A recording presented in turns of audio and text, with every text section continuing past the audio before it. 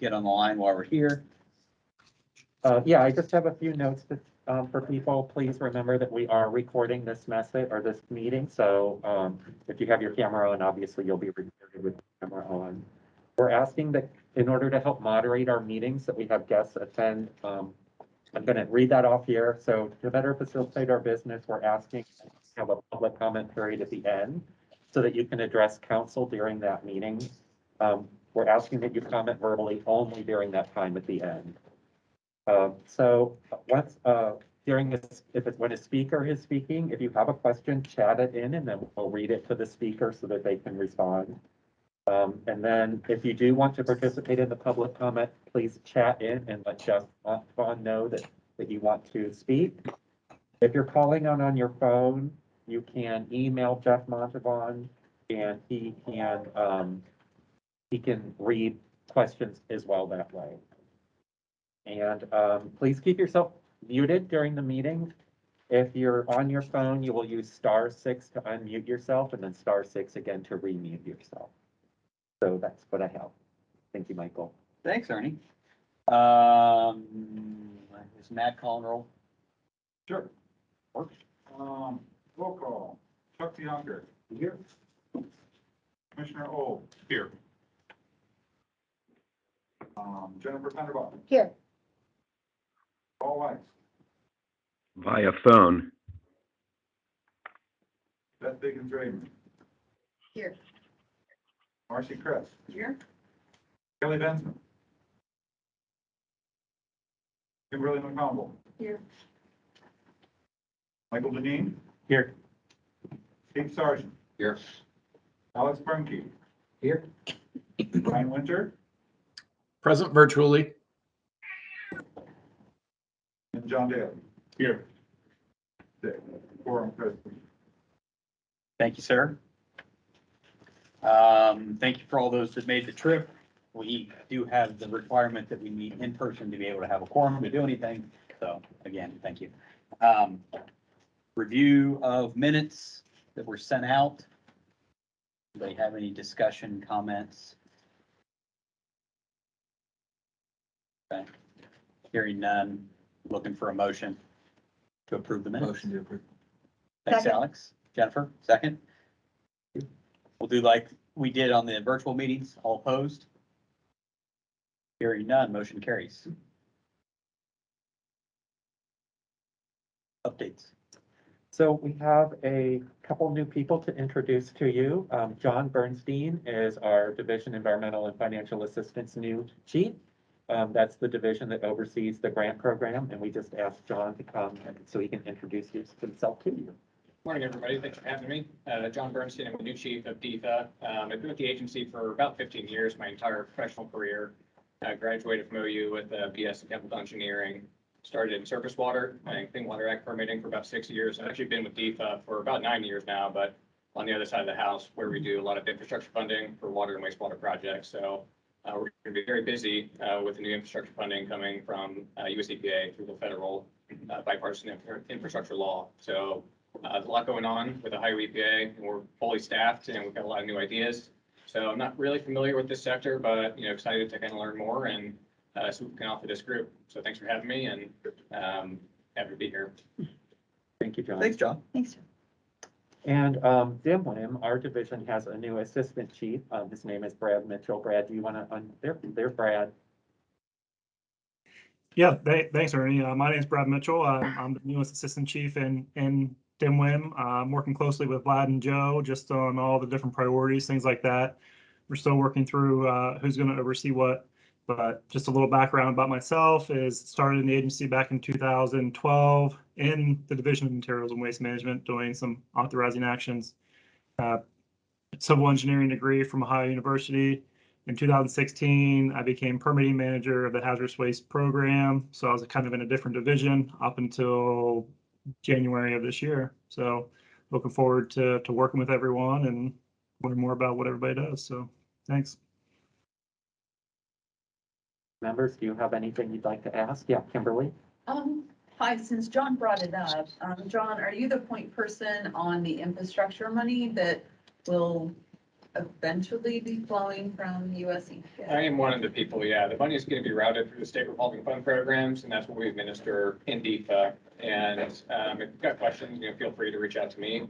I can provide my contact information. We do have an email address for questions, kind of a global email address called infrastructurefunding@epa.ohio.gov. But if you've got any specific questions, happy to answer them. Right. Do you have any broad sketches on how you intend to, and I know you're still probably waiting for a lot of direction from US EPA, we all are, on the recycling infrastructure piece in particular. But do you have any internal discussions you can share, like broad strokes on how you intend to divvy up the money? I mean, in a sense, yes, because, we get capitalization grants. That's kind of what happens. That's how this process starts. And it's kind of coming in 5 different pots. So kind of new money to supplement what we're already getting for kind of typical drinking water infrastructure, another supplemental grant for wastewater infrastructure. We're going to have money for emerging contaminants on the drinking water side, money for emerging contaminants on the wastewater side, and then lead service line funding. So in year one, sometime in 2022, it's about $241 million coming additionally to Ohio EPA. Okay, so that's the water side. Our industry was active and joined a lot of other industries and effectively lobbying to include recycling as part of that infrastructure package. So can you describe how that money is going to flow? Yeah, I'm not as familiar with that side, but happy to do some research for you. I think about $55 billion is coming through EPA, and maybe $43 billion is actually for the wastewater and water infrastructure that we're more closely involved with. So who's on point for the recycling piece of it? I don't know that any of that guidance has been released yet as to how, if it's gonna flow through the states or if it's gonna flow directly through US EPA. I don't know that we've gotten any guidance on that yet. So internally, who would be the point person? So Kimberly, actually, we just got Vlad just sent me an email about exactly that topic this morning. And so we're actually meeting with Region 5 sometime. They got a doodle poll out asking over the next couple of weeks, when is a convenient time to meet with them. Apparently it's coming out of their Lands Chemical Redevelopment Division in Region 5, and Susan, who we work closely with, is kind of the point person for Region 5. So I'll reach out to her. We'll talk a little bit with staff and we'll get on that call. So if we could do a summary for you and the members of MAC, I think that'd probably be the best way to kind of get information to you, since you won't have to meet for another couple of months. So try to Thanks, keep Jeff. you updated. Kimberly, was there a carve out then for that, for the recycling structure? Yes. There was, Yes. just a percentage, or you're not sure yet? Forgive me, I don't have a figure Okay. with me. Chairman? Yep. I have the email.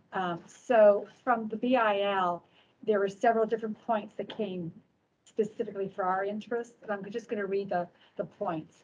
First one is solid waste infrastructure for recycling. It's an educational piece. Second one is reduce, reuse, recycle, education, outreach grants specifically for education. Next one is reduce, reuse, recycle. Oh, I already read that one. Battery collection, best practices.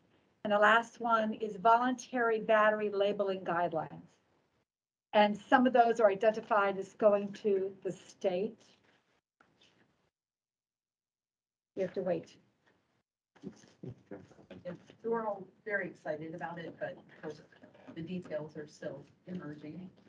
Yeah, I think the money's going to start with EPA regardless of who's applying for it, whether it's state or there's opportunities for, the regulatory industry to apply for. So I think more guidance will be coming soon, and, Chad, probably leave to Chad to kind of get the information out to this group. Well, Mr. Chairman, I think there might be a role for this advisory committee and maybe weighing stop in a stealing little my bit. words, Kimberly. Sorry. It's like a microphone here. No, to Kimberly's point, one of the things that this group, and April's going to talk a little bit about it here shortly, is it's kind of as needed by the agency, as directed by the director when it comes to your group. But we have a very diverse group of backgrounds and information. So if there's some help that's needed or some guidance that might be benefited in trying to get things figured out quicker rather than slower, especially as things come out as fast as they are right now. We're trying to implement all this stuff before inflation makes our money worth less. It's always a piece that's helpful, so. But however we can help, I think it's important for us to do that. And I know it's a little bit in flux at the moment, but I think that's a very good idea. Whatever we can do to keep up with what you're doing and help out as best we can is be good, even if we do a subcommittee or something like that. Yeah, I think what our role will be. And Mr. Chairman, I mean, we can make this offer. I mean, if you have a point person on the advisory council that wants to quietly sit in the next conversation, I don't think that Region 5 would be moved.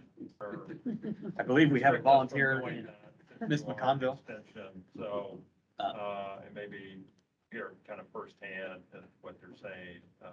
But I think it is truly intended for state government people. So we'll have you in the room, If, a person in the room. if that would be allowed and they would be okay with that, I Okay, think that would be a good I'll idea. reach out to Susan today and kind of get Wonderful. her off the record. Fine. And maybe one more point for you all. I know the money through the SRF is actually coming over 5 years, so 2022 to 2026. So there might just be a little time to learn, get guidance, but could be opportunities over a 5-year period, not just, a mad rush in 2022. So stay tuned. Wonderful. Just a couple quick things. There are, I think, 4 of you up for reappointment. Of course, I forgot to write down people's names, so I can't tell you who you are, but I'll send you an email with the information on reappointments as long as you're interested still. Do you have everybody's training? From last year, yeah. Okay. We will have to do that again. Yeah. We don't learn it once, so we have to learn it again. So much fun.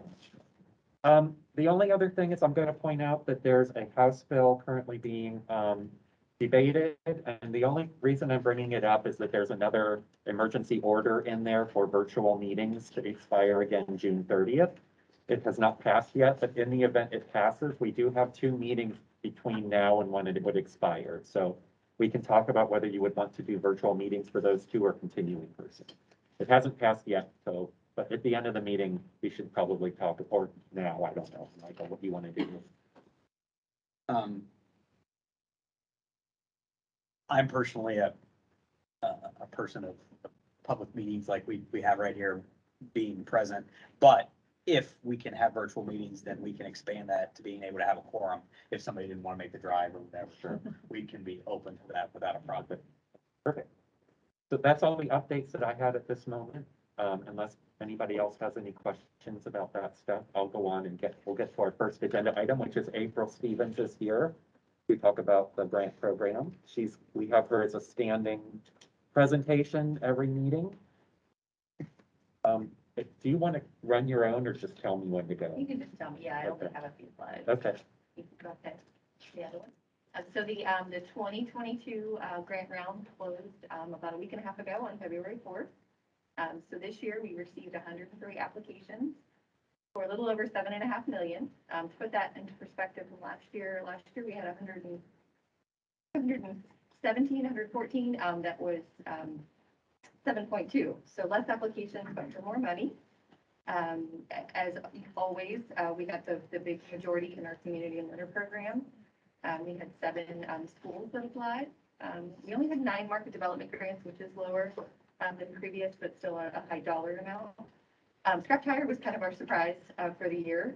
Typically, last year, I think we only had about $800,000 that we funded in Scrap Tire. This year, we've gotten a request for $2 million, so that's kind of a new thing for us.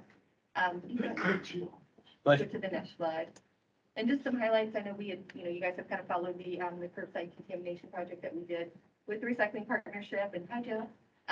So we did get 2 applications for that. And then they are specifically going to be using that toolkit that we developed. They are required to use that toolkit on their project. We were expecting a few more, but I know it's a big lift to do a curbside contamination project. So we're glad to have a couple that will hopefully go through. Again, these are just the applications. We won't know who scores well enough to fund for another month. But so we did get 2 of those. In market development, just to kind of give an idea of what type of projects we got a handful of expansion equipment projects and some recycling equipment for plastic PVC, a couple for concrete and asphalt. And then on the scrap tire, like I mentioned, we had more money asked than in previous, and because 6 of those were processing and manufacturing, using scrap tire rubber applications. So that is, I think that's potentially a record for us, but it's really cool to see that industry, looking to do things, and we're excited about that opportunity. So we got our technical reviewers, got all their applications to review last week. We give them 4 weeks to review those, so those are due back to us. I think it's actually March 4th. We have a meeting with them on March 9th, so we have to have everything by March 9th. Once we know where the cutoffs are, we will start doing compliance checks, and that usually takes a month or so. We have a meeting scheduled in early May with Director Stevenson to go over our recommendations. So we're hoping to make the funding announcement in late May, which would be a little bit earlier. We'll talk a little bit about that with our subcommittee recommendations as well. We heard you guys on that. And so again, the grant funding starts on July 1st, and then looking forward to the next cycle already. That starts on November 7th, and then closes on February 3rd of 2023. On to the recommendations. Did anybody have questions on the grant program? So, April, I said, can we send this to the members of your Sure, yeah, I think presentation? it's usually.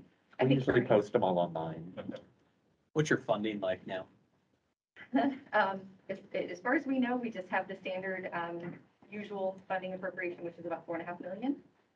We actually had a meeting with the director last week to talk about some of the projects, and we did mention to her that we got $7.5 million, and we would love to have the conversation about going to controlling board for increased spending authority. Do you know what your account balance is? I think it's 21 million. That would include the 4.5 for this year. But we won't know if we are able to do that until we see what the scores are. I mean, we're not going to ask for more money until we know that we have quality applications to justify that ask. So we'll know in early March if it looks like it makes sense to ask for increased spending authority. Do you know what your like current inflows are and that kind of stuff? Are they staying consistent? Are they Yeah. going down? Are they going Yeah. up? As far as I know, I just got a snapshot out. I can ask our fiscal officer, but from what I understand, it still is pretty much meeting the money coming in is about equal to the money that goes out every year. Okay. So we do have kind of a pool of money there. Last year's kind of justification for using the money was using some of the money that wasn't spent in 2020, and we only asked for half of that. So, that we still wouldn't be kind of raiding the funds if we asked for another, The other half.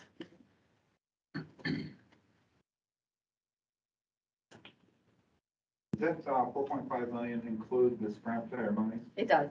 It does. It does. So that's $1 million in scrap tire and then $3.5 million in community. We're hoping not to have to make tough decisions again this year. Last year was really great. We basically got to fund everything that was worth funding. So. Thank you. So I know you guys wanted to get an update. We did finally have our meeting. It got moved back a couple times. But we met with Director Stevenson on December 2nd to go over the recommendations that the subcommittee provided to us. Last summer, we met, I think, 4 or 5 times to talk about some recommendations that the council would have for us on our grant program. We really valued the feedback that you all provided us. And I think it was very helpful to present that to the director, and she really liked our recommendations. What we did was, I guess we took your recommendations and then told her kind of how we plan to attack those. So we presented on 3 different topics: the grant sponsor feedback, outreach to potential grantees, and then the responsiveness and the priorities of the grant program. Oh, there's animation. Dave created a fun little animation here, and this might be hard to read, so I will read these to you guys. So the first item, we need discussions between the government sponsor and the cooperating enterprise. We know that it's difficult sometimes to have those discussions, that they need help maintaining those relationships. So our feedback on that was we are going to work with each potential grant and sponsor moving forward. That'll be real reasonable with the amount that we got this year. We'll be able to have some hands-on, one-on-one time with them, making sure that the government sponsor knows their roles and the cooperating enterprise knows their roles. The next one was develop a mentoring program for past government sponsors. So we are going to reach out to some of you, Marcy, you're probably on that list, as some of our government sponsors that kind of have these best practices and know how to interact well with their cooperating enterprises or with the businesses.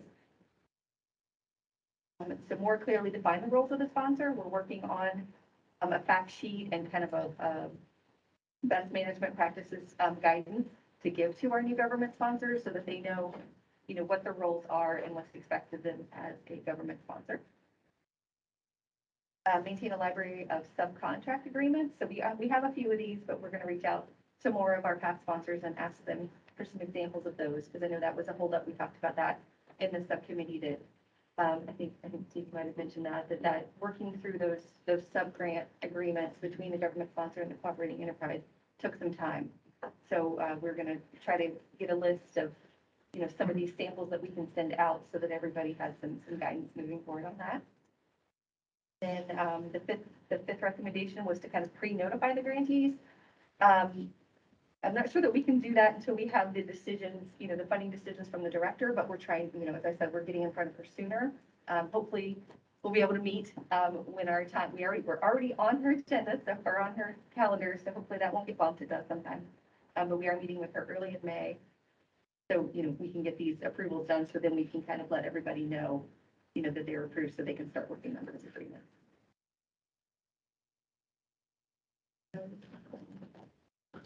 Could it work the other way? So saying that you're not recommending, so people knew they were out? Well, again, we won't, as soon as we know from the director, I think we'll make an announcement for everybody, so we can let them know as soon as we know. I don't know that, unless someone did just really poorly and we weren't even. I guess I'm saying if you're deficient, you can't even be recommended for approval, then that answer should be able to be given relatively quickly. Possibly. We haven't done that in the past. We have had applications come in that weren't even eligible. And we typically don't tell them that until we make the full announcement, but I can look into that and see if that's something that we do. Okay, so the next, and I'm sorry, I'll go quick. I know I'm probably taking more than my 10 minutes. The next was the recommendations. Oh, let me move my slide. For outreach and potential grantees. So the first was survey past recipients of market development grants. We are going to incorporate that survey into the closeout process. With the application process, we don't interact with the cooperating enterprise. It's all the government sponsor submits the application. But for the closeout, we ask that the cooperating enterprise submit that. So that's our opportunity to get feedback from them, and we will include a closeout survey in that process. The next is investigate how and to whom the grants are currently marketed. So we are really looking at that and looking at ways that we can extend our outreach and get to more audiences. And I think we ask that you all help with that. So if you have any ideas or recommendations or new avenues that we can, go down to market the program. I know we just closed, but you'd be surprised how quickly November will be here. So I would love to start doing that soon if you have any recommendations on new audiences. Next was we brought up promoting the businesses funded through Jobs Ohio. That's something that we looked into. We haven't really done anything with that yet, but there may be some opportunity to partner with them, especially if, they know of any new companies that may be looking, in the recycling industry. Promoting market development grants to users of the Ohio Material Marketplace. We're actually doing a lot more with the Ohio Material Marketplace. We have hired 5 new staff. One was internal and just promoted, but we have 5 new staff in recycling and the sustainability unit now. So we have someone specifically tasked with making the Ohio Material Marketplace a better tool for the state of Ohio, and she's doing a fantastic job. And part of that is going to be, making sure that everybody we have, oh gosh, I think there's almost 1,300 users that they know that we have a market development grant available to people that, need to take care of, waste that can be recycled. And then finally, reach out to other organizations and industry associations. Again, this kind of falls into the number 2, but, identifying and partnering with additional organizations to help market the program. And the final one was just one, so it doesn't look like the others, but the other one was just to, the grant responsiveness and priorities. And again, just focusing on those critical markets. It seems, the markets are changing. But we would rely on you all to help with that. I know, cardboard was a big issue in the past years because of the pandemic and everybody ordering things at home. Plastics continue to be an issue, and I know Rumpke's, adding new things every day, it seems like, that they can take, but, we'd love to always have that feedback from you all on what our priorities would be. At this point, we are planning for next grant cycle, so now's the time, to talk about things like that if we want to do any sort of targeted marketing or prioritizing of market. All I got. Questions? This is great. Good, good stuff. I mean, this is, Thanks for listening to us. Of I mean, course. you did a great job. And the director was very receptive to all of this. She was on board with everything that we presented. Again, there wasn't a lot we could do in December to change the program because the program had already, the great program had already launched, but now's the time to, we always try to do it earlier and earlier in the year, and then we find ourselves in the middle of it. But yeah, she was very responsive, and I appreciate all of your feedback, and we love to continue doing that. Or I think Ernie and I have talked about maybe having, doing this quarterly maybe. well, that was my next question was, you've got a process that's annual.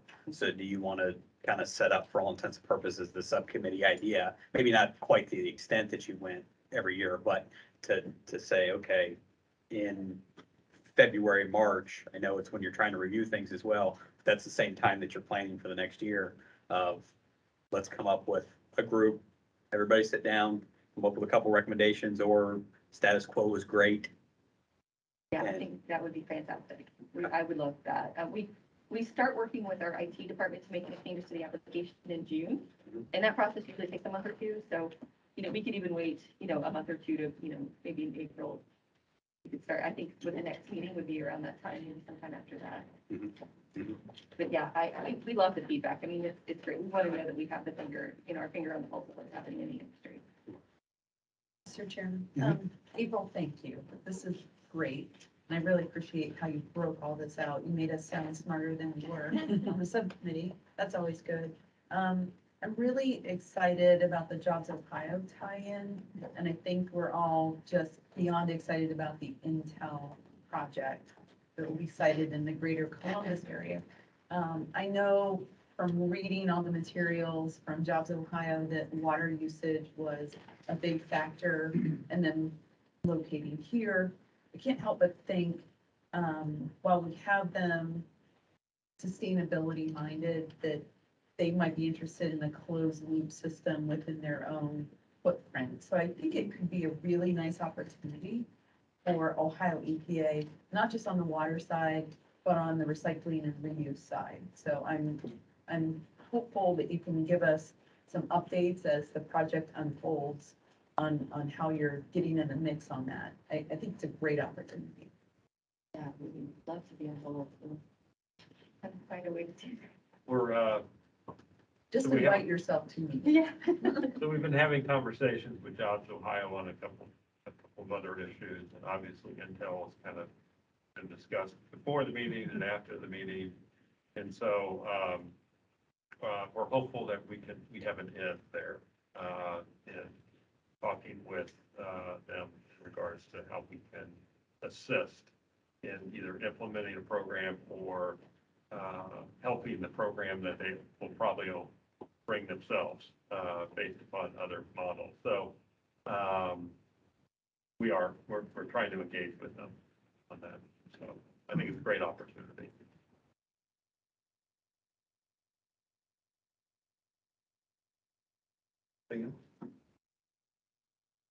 Thank you.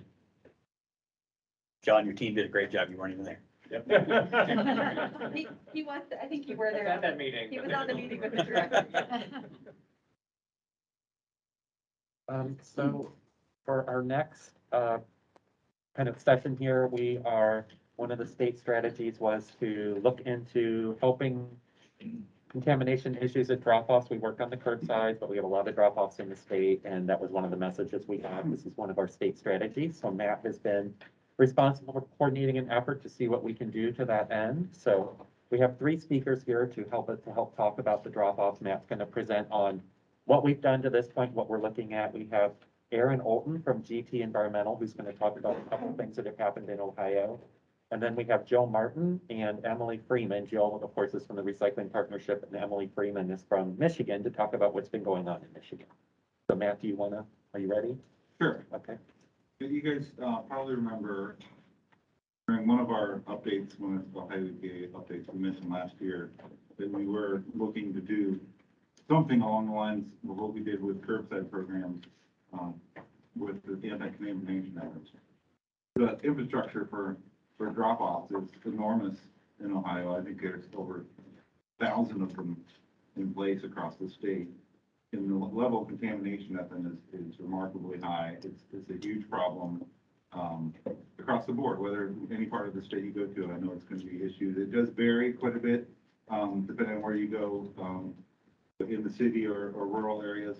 It definitely is an issue, so you want to go forward. And so when we were doing our 2-year strategic planning goals that Chet makes us do, this came up as an idea of what we want to do, because we knew we were doing the project with the Recycling Partnership for the curbside programs with the feet on the street and all the education campaigns, and the results were excellent, and we knew that it was working, and so did other states. So you see Michigan, who will be introducing Jill later, as part of their efforts up in Michigan, they did the same thing we did and copied us, but their grant program allowed them to do drop-offs as well, which they did with a number of their communities they provided grants to. So when they did that, we're like, okay, well, we need a copy of what Michigan did. So this is all still in the planning phase. Nothing has been solidified as far as us doing this, but we know that a lot of these rural districts that don't have the population densities for curbside, we want to include them in a similar type of project if possible. So go forward. So we started by doing a survey of the drop-off infrastructure from solid waste districts, and we did get all 52 solid waste districts to respond to the survey. We asked some basic questions as far as the types of containers that are used, roll-off versus front loader, and how they're implemented, which was almost about half and half as far as the districts actually implementing themselves versus contracting out for services. We asked some additional questions about their use of cameras and dug down a little bit deeper to see if they actually were able to read license plate numbers with the cameras that they did have. And asked about enforcement programs, which out of the 52 districts, only about 21 of them said that they had an enforcement program that aligned with their drop-off contamination issues. And of that, about half of them had an enforcement officer employed specifically for that, as well as dealing with litter enforcement, other dumping issues. And then out of that, only just a handful of them, I think 4 to 6 of them actually said that they prosecute the dumpers, which is pretty, alarming that they actually don't follow through and go through that. And a lot of that deals with, going down to your prosecutors, they got a lot of things on their docket, and they see like dumping, and they just don't think it's a priority for what they're dealing with. So that relationship is something that needs to be built. This is another avenue of something we could potentially be looking at, is how the enforcement programs are run around the state, but moving forward. We also looked at, this is just some graphical representation of some of the answers. So you can see the locations with most contamination, not surprising, standalone drop-offs at the most, but government buildings are right behind there. You think that would be one deterrent to actually have people not dumping materials and such there.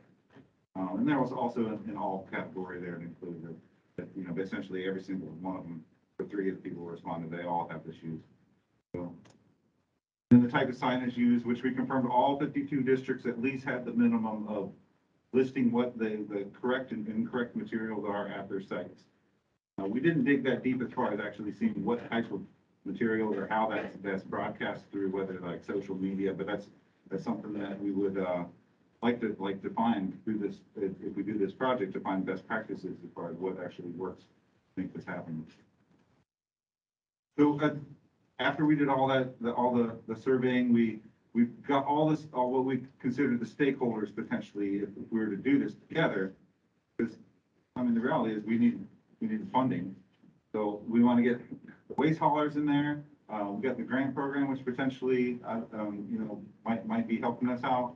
So we got the Recycling Partnership, and our partners up in Michigan are from the Environment, Great Lakes, and and Energy up in Michigan to come and basically introduce and give a summary of what they did up there.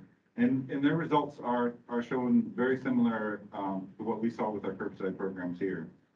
So with that, as part of the survey process, we also asked the question of who would be willing to participate or would like to have this type of thing happen in their solid waste management district. And probably about half of them said yes, and then we went further and said, well, do you have funding to potentially help with this? And so there was a number there. That's not the only thing that we're looking at. We want to make certain we talk about the waste haulers. We were successful, I think, at getting all the major haulers in Ohio to come to this meeting. And we would like to try to get like communities within each of those different ones to try to get everybody on board and involved with this. So that includes Rumpke and Waste Management and Republic, as well as local waste service. What's the one out of Pennsylvania up there? Penn, Ohio, and they're whatever they call themselves in Ohio Valley, and then Kimball as well. So they all participated in this. So we want to try to identify communities and that would be able to pony up some money and help out with this. So if it's through a grant or whatever, so we're hopeful that we can start down this road for implementation at some point this year. And that's all I have as far as what we've done up to this point. We have invited a couple people. I mentioned Michigan and the Recycling Partnership, but first, Erin Olton with GT Environmental is going to present on some past efforts that have happened. They've done some research and waste audits on drop-offs up in Toledo, Lucas County area. And they also have done some research on Adams Claremont, who presented here about a year ago, I think, on what they've been doing. I don't think all the results were quite final when they presented here, but GT Environmental was involved with both of those. So I welcome now. Erin, are you on the call? Hi, everyone. I'm Erin Olton with GT Environmental. Can everyone hear me? Yes. Okay, great. So I realized that I can't see the screen that's in front of you. So I was going to ask Ernie if I can take it over. Yep, go right ahead. Okay. All right. Hello, everyone. So I'm going to talk about two different studies and going over the two. Click. So case studies for education drop-off. One was Adams Claremont with Solid Waste District, and another one was Lucas County Solid Waste District. We're focusing on the Toledo area. It's advancing on my screen and not It's up not there. advancing up there. Hold on. You are seeing her. Hold on, Erin. Okay, I must on the second slide. Can you get rid of that, Ernie? Well, we're seeing my screen now, so Erin, I can, You're not clicking through anything though. no, I will. Oh, there you go. Yeah, okay. Go Okay, for it. Erin, we're on that screen. All right, and I'm going to go click. Are you on? All right, so focusing on recyclables audit for recycling drop-off. And then go click. All right, so Adams Claremont was awarded a grant to purchase surveillance cameras, post signs, and messaging. The goal was to decrease contamination at particularly their drop-off locations, and this was to address their illegal dumping, recycling contamination, and I have some pictures below that do show a few of the examples for contamination inside the drop-off. This was part of the first audit. So we have plastics where you have a recycling cooler. We had building materials. So someone was like redoing their roof, a lot of books that the binding can't be recycled. And then we just, when we sorted all the material, we separated it so that when Rumpke came to pick up, they had a nice clean load, and the district worked to take care of the other part that was the contamination. Click. All right, so with this, GT was hired to measure the results of the community education, the signage, and the surveillance cameras. So this was particularly at Pattison Park. This was a location that they've seen a lot of open dumping, and it would have been a good spot for them to set up different signage. This was right next to a park, so it has a lot of traffic. So with this, we had performed 2 recycling audits, one before and after the education. And the audit data was used by the district to track the campaign's effectiveness, as well as identify outreach needs. So they saw that they had a lot of plastics that weren't accepted, or more of the open dumping where there's large items that does not need to be inside the recycling container. So they can kind of pinpoint which materials to focus on. Click. So here are some examples of some of their education pieces. They had surveillance cameras as well as signs for messaging. It was great to see something that can kind of rotate as they could put different messaging on the sign. You can see different examples: no garbage, recyclables only, violators. So even attending to where they could be prosecuted for is important, because a lot of people don't understand that this is illegal to dump. And they also had a lot of A-frames as well that kind of help show some images for the public. Now I will note that between the first sort and the second sort, there was an introduction of tubs. So we did take that into consideration when we were doing the sort. I'll go click. All right, here's some additional pictures of signage. These were ones particularly at the Pattison site, and it really did see a great effect. So click. Here's some snapshots of in the field doing some sorts. When we do a waste sort, we have large bins and we're sorting everything. I like to take pictures of every single different tub that we fill up, just because you might have a large tub of plastic bags, and that's very, it's not a very great material for MRFs since it gets clogged up. But you know, the volume speaks compared to the couple pounds that come out of the waste sort in terms of when you're dividing up the percentages. Click. All right, so here are the results. You can see a large difference in the recyclables compared to the contamination. Went from a 41% contamination to a 10.9%, which is amazing. We even included in where we have the recyclable tubs. Now that only accounted for 0.5%, so it doesn't really show that much of a difference in terms of weight, but it was really great to see the difference in the recyclables that went up and contamination that went down. Give you guys an extra second to look at the results. And note, in a lot of waste sorts, one of the largest percentages is going to be the cardboard, especially after you can tell that when we did the second sort, it was in April of 21. So you can imagine the amounts of cardboard boxes that kind of increased over COVID-19. All right, moving on to clip. This is just kind of a wrap up showing the difference between the pre and post program. An overall 40.7% was reduced from contamination, which was great. And you can kind of just see how the difference in percentages changed. So it was really great to see a difference in their messaging.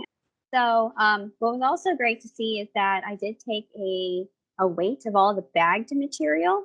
You can see at that last line at the bottom, it went from 151 pounds of bagged material down to 18. And as you know, we've across the whole state, we've been really working at trying to put signage out to not bag material. And you can see that there is an effectiveness that even a year after all the education that it stayed low. And then next, we're going to be talking about Lucas County, the recyclable materials audit. Aaron, I have a real quick question on your post results and Adams. Yeah. And Vermont, the only difference you did not, there was no, that effect or result came about by just education, correct? Not enforcement, not having a staff person there. Is that accurate? There's no staffed person there. I do believe they did follow up with a couple people. As we were going through sorts, if they did find mail in bags, I believe there's either like 4 or 5 follow-ups. I wasn't a part of that, but it is a tool to find the culprit if it really was.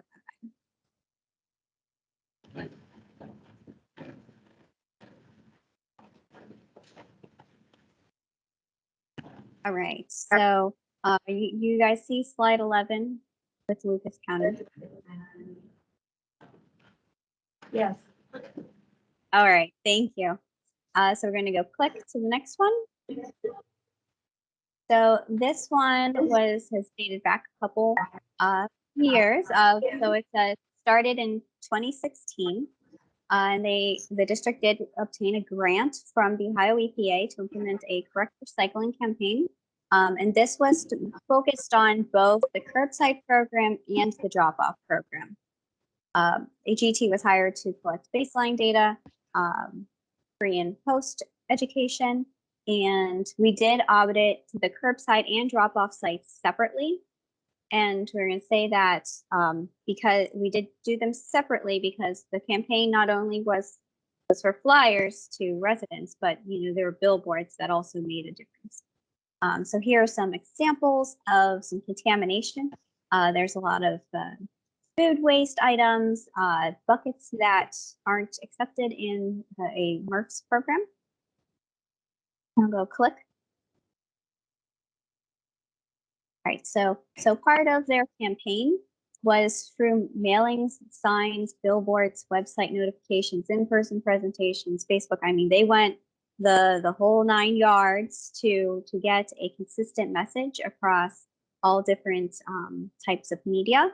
And here's an example for something that was a kind of like a billboard showing signs that what the district wants in their bins and what they don't want. A lot of it does come down to food waste. This is just one example. And a lot of it was to address the illegal dumping and contamination. So it was a nice approach that not only were they targeting curbside, but also the drop-offs, because there's many people who, they might have a cart, but if they have much larger items, they'll probably go to a drop-off. So, and vice versa, if you live in a apartment complex, you might not have necessarily got that education material, but it's still important to reach out to those.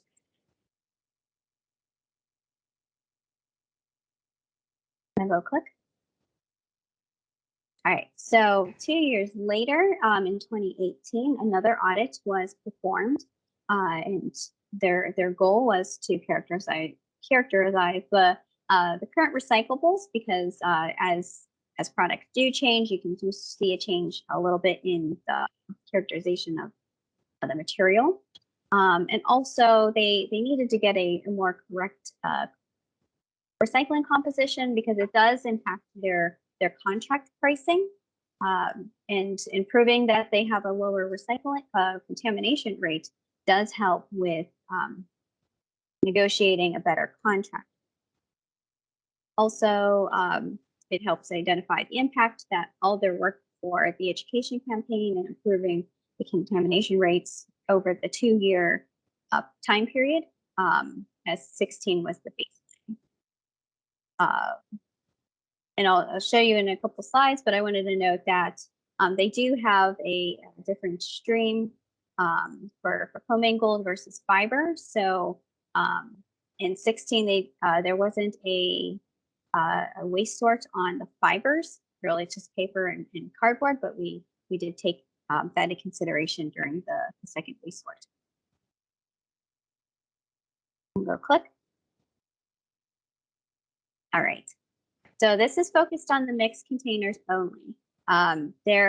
Because of the separation of fibers and the remaining commingled materials, you won't see a lot of cardboard or mixed paper in here since there's two different dumpsters.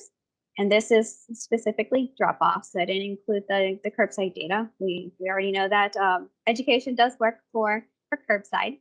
And here you can see a large reduction in the trash composition. Went from 24 to 9.4%, which is really great. And it's interesting to see the large increase in glass. And obviously this is a snapshot of 1 week. So I guess if they had more parties, you can see more glass. It's always interesting that we try to not have something like around the 4th of July or a large weekend. But I believe these ones were in August. And go click. All right, and as mentioned before, we didn't audit the fiber stream during the first audit, but we did during the second one. And you can see that it's a pretty clean stream, pretty much back and forth between cardboard and mixed paper, and there was very little trash. So click. All right. Overall, there was a 50% reduction in contamination over the 2-year period, so that was really great to see. And by weight, nearly 79% of the contamination identified throughout the manual sort was unacceptable plastics. It'll be interesting to see how the years go on, since plastics are becoming a more focused material on what can and cannot be recycled. Since these were during the years of just kind of tapering down to the 1s and 2s versus 1 through 7. All right, go click. All right, so I wanted to retouch on education, benefits to direct engagement. Branded campaigns have been proven to see results, consistent messaging, and you need to have continuous education. I've done some different sorts between these drop-offs, as well as I've done a lot of curbside drop-off audits, and you can see that between even drop-offs and tagging that, people kind of get, lack of a better term, lazy as you kind of forget what someone has educated you on. So keeping in front of your audience is really important, whether that is continuing your consistent messaging. It doesn't have to be a large campaign, but just reminders, even on social media, have been seen to have a improvement in the contamination rates. We'll go click. All right, I want to say thank you, and if we have any questions or discussion on this.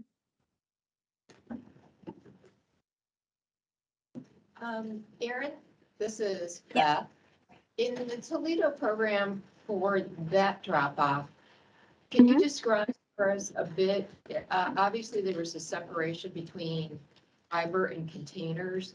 Can you explain a little bit about, the types of containers they used for those collections? Were they locked? Were they, did they have restricted ports on the top for like a container? Could you describe those, or do you have a picture of those that we could share? I don't have a picture right now. I can ask if maybe Julie has one. I don't believe they were locked or anything, but there were 2 separate containers. Were they just, 2 8 cubic yard front load, flipper tops, sliding doors on the side, or can you describe those a bit for us so we could better understand? I can't answer that question right now, but I can definitely look for, I don't want to speak incorrectly because it's been a couple of years. But I can find if there's any pictures and get them passed on to your group.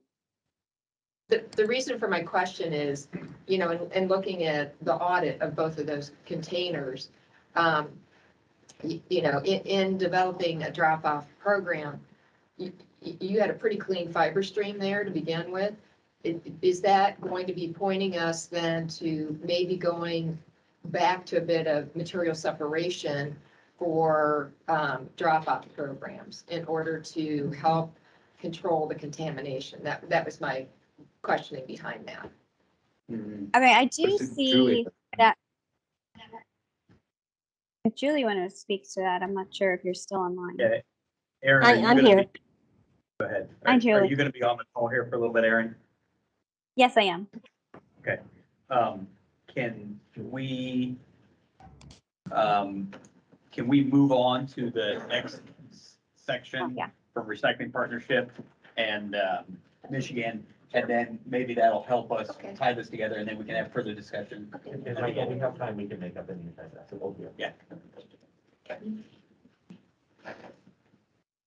Jill, are you ready to present? Yeah, did you want me to go first or Emily? You want Yeah, Emily to introduce you? The next up, we have Emily Freeman from our state of Michigan. And she's just gonna do a brief introduction and talk about their work with the Recycling Partnership, and then she'll pass it over to Jill Martin, who you guys are familiar with. And she's, I believe, up in Wisconsin, so. Welcome, you guys. You're muted, Emily. Classic. We've made every single classic telecommuting technical glitch happen, so it was bound to happen. Thanks for inviting me. My name is Emily Freeman. I work with the Michigan Department of Environment, Great Lakes and Energy, which is the analog to the Ohio EPA. And I work in our recycling program, and we do a lot of the same things that your recycling program does. And as Matt referenced, we several years ago had been really impressed by the work that was going on with your curbside contamination reduction project with the Recycling Partnership. So we reached out to some of your folks, including Ernie, and talked with them about how it was going for you. And then we reached out to the Recycling Partnership, whom we've worked on many different projects with, and they were really amenable to bringing the curbside contamination reduction project to Michigan. In our program, it was really important to do some work on inclusion. So that meant that we wanted to expand it beyond just curbside programs to drop-off programs, both rural and urban, because those urban drop-offs service a lot of the multifamily populations. So honestly, I didn't do any of the heavy lifting on this. This is all Jill and Cassandra Ford and all the wonderful people at the Recycling Partnership.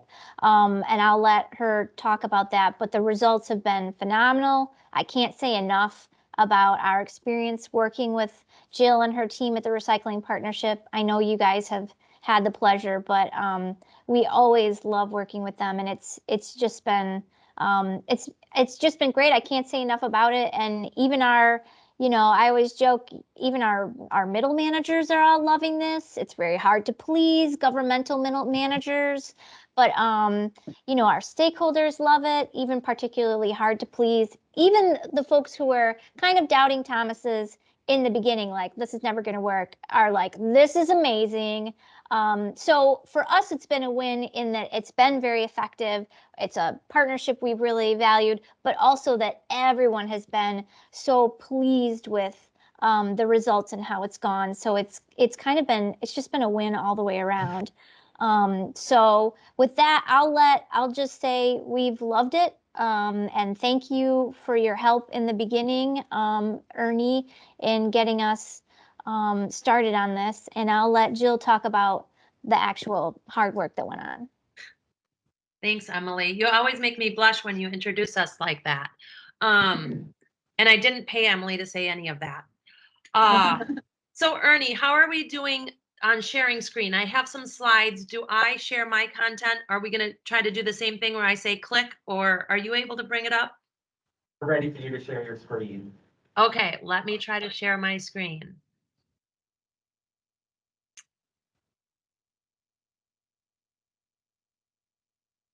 Tell me if and when you see something.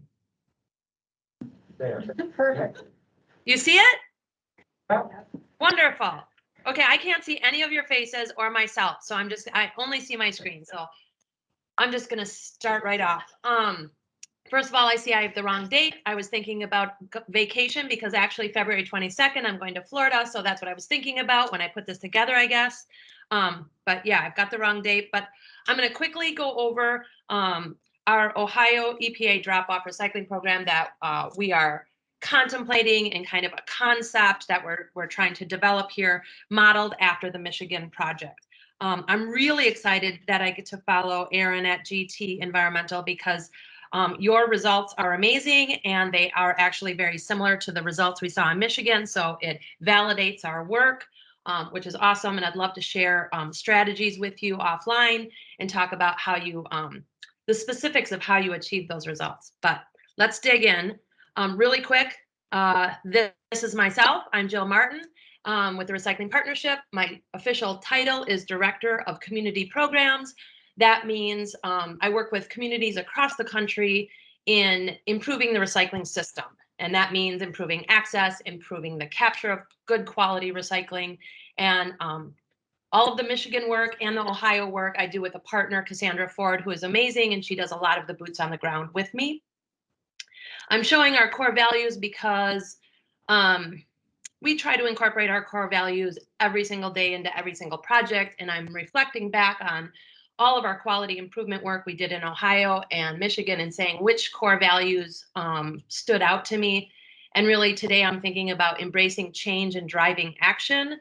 I think that's what these projects are doing. So I hope to bring the core values every single day to our work. Here's a quick snapshot of where we worked across the country. The dots are the community programs in the different work streams that we've done. And then the green states are statewide initiatives that we've done. So we really like working on a regional and a statewide approach. I think we can scale up our work to do more work on a regional and statewide level. And so I think Ohio is colored in there, and then Michigan has plenty of dots, but we haven't colored in green yet, which we need to do. So a little bit out of date this map is, but just a snapshot of where we've worked. Quick recap for you all, the Feet on the Street program, we did it in Ohio. I think you're all familiar with it. We selected 6 partner communities in Ohio to conduct the Feet on the Street program. The Feet on the Street program is a systematic approach, providing direct curbside feedback in an effort to improve the quality of recycling and really encourage that behavior change at the curb. And we do that through annual info cards, you know, a mailer that goes out, and then we have a tagging crew that's inspecting the carts and leaving that direct feedback based on the behavior that they're seeing at the curb. And then we also very much focus on a top issue contaminant. So one message, really important, the biggest problem in the community. So in this particular case, do not bag recycling. That was the top issue, and that's what was focused on here. So the Feet on the Street program is really a 1, 2, 3 punch. It's direct mail, it's direct feedback at the curb, and then a top issue mailer. And here's just a snapshot of what those pieces look like. And here's our contamination reduction results. Now, again, this is the curbside Feet on the Street program. I threw in all of our Ohio and Michigan communities. You'll see the blue line going down is the contamination reduction in each of those programs. So big results, anywhere from 10 to 50% contamination reduction in the curbside programs we've done in Ohio and Michigan. So we modified that Feet on the Street program for the drop-off programs in Michigan. We did something similar. We know that information is really important, so we sent a direct mail to every household within the drop-off area.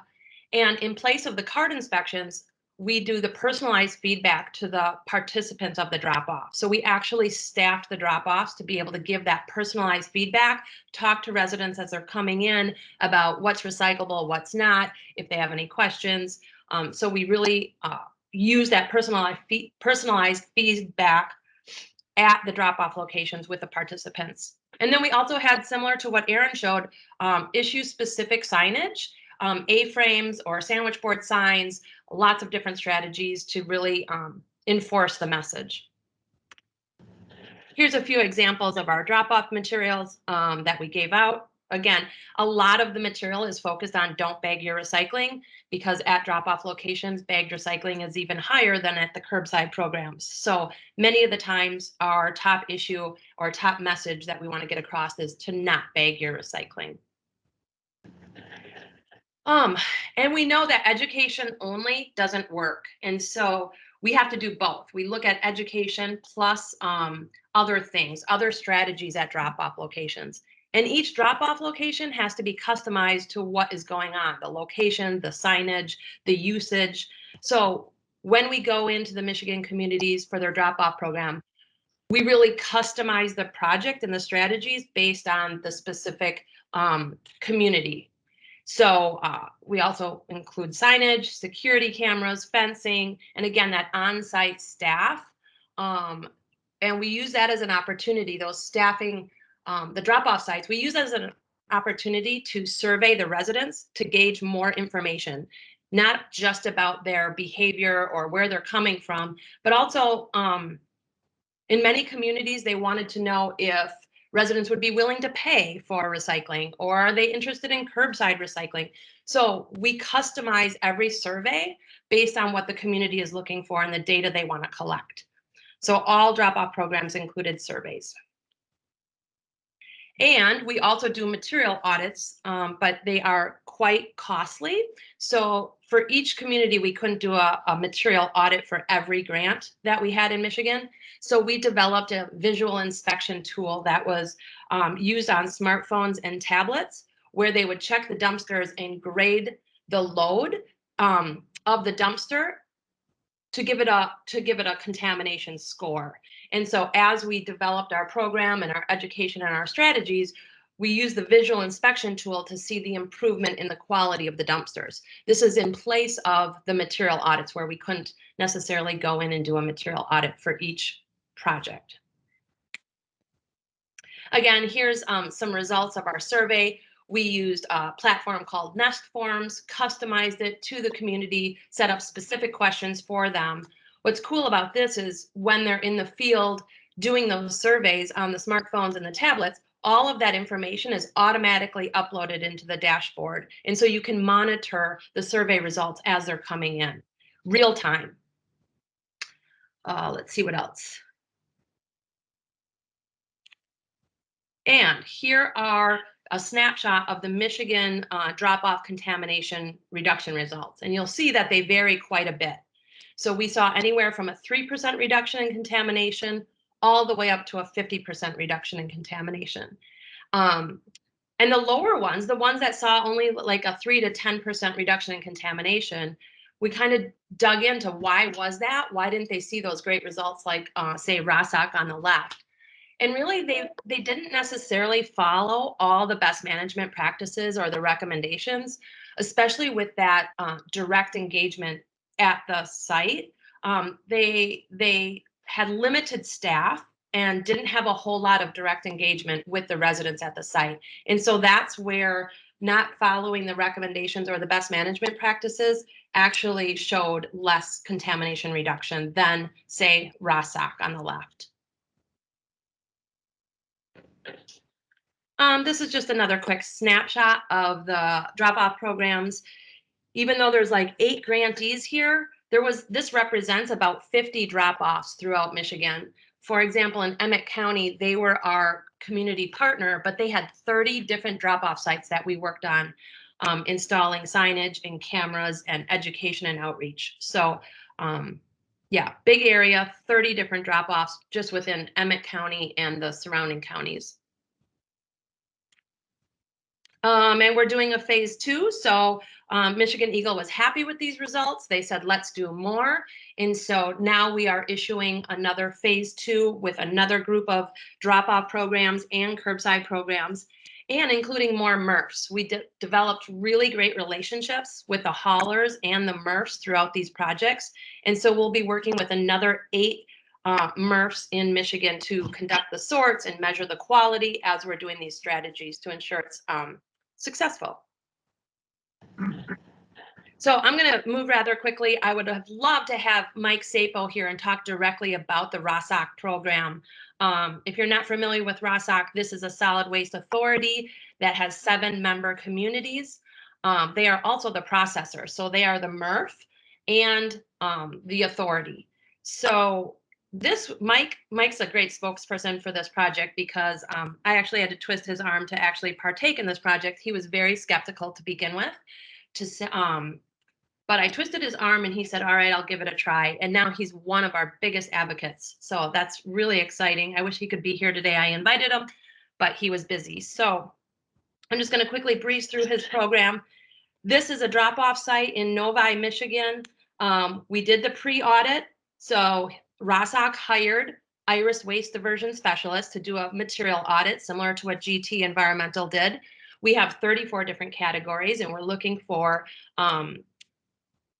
the recyclables versus non-recyclables. And so 34 different material categories, and they're all standardized across the Michigan projects so we can compare results consistently. So ROSOC did a MRF audit with the help of Iris Waste Diversion Specialists. They also worked with the City of Novi Department of Public Works to measure participation. They didn't want to staff the site 40 hours a week or 7 days a week. They only wanted to staff the site based on the heavy usage. And so they put a traffic counter out there for a couple weeks to identify the heavy days that the drop site was used and the time of day. So then they use that data to staff the site based on the heavy usage of the site, what day and what time of day of week. And then that was a great way to identify how to most efficiently staff their site, is get participation data.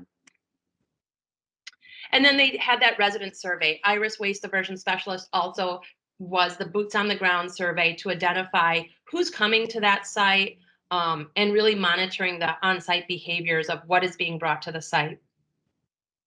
What they found out is that there was over 50% of the users were coming from multifamily, and they had no idea beforehand that that was the case. And so when they were educating to single family residents in the area about how to use the drop-off site properly, they were really missing a whole 50% of their population, because that was multifamily people coming. The tenants of the multifamily properties were coming to use the drop-off site. So we really pivoted and started our education strategy focused on multifamily tenants, not just the single family. And again, don't bag recyclables was the main message here.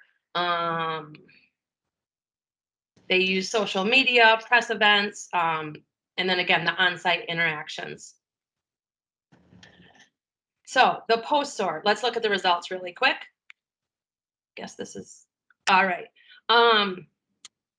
So the post audit showed that contamination was reduced by about 45%. And their top issue really was that bagged recycling, and that was reduced by 45%. So big results here.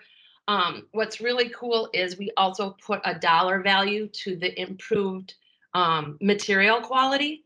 So we looked at the current market price for each of those commodities, and it improved the material blended value by $18 a ton. So that means the value of each ton of recyclables brought was much cleaner, and it improved by $18 a ton. This is incredibly important to Mike Sapo to put a dollar value to the project to know if it was worth his time. Another thing they did, which was cool, is they looked and did a material audit on open top 40-yard dumpsters that they had on the site, and then they had closed top 30-yard dumpsters. They wanted to see if the open top dumpsters had more contamination. And And indeed, that's what it showed. So we were able to measure the quality before and after with the open top 40 yarders, and then the material quality before and after with the 30-yard dumpsters. So they have changed now all of their open top dumpsters to closed top dumpsters, 30-yarders, because of the results showing that the 40-yard dumpsters were much more contaminated than the 30-yarders. Let's see what else they had. So yeah, they did the normal strategies. They put up new signage. They have interactive monitored cameras up there, meaning Mike Sapo actually has an app on his phone where he has the cameras and he can see them at all times on his phone.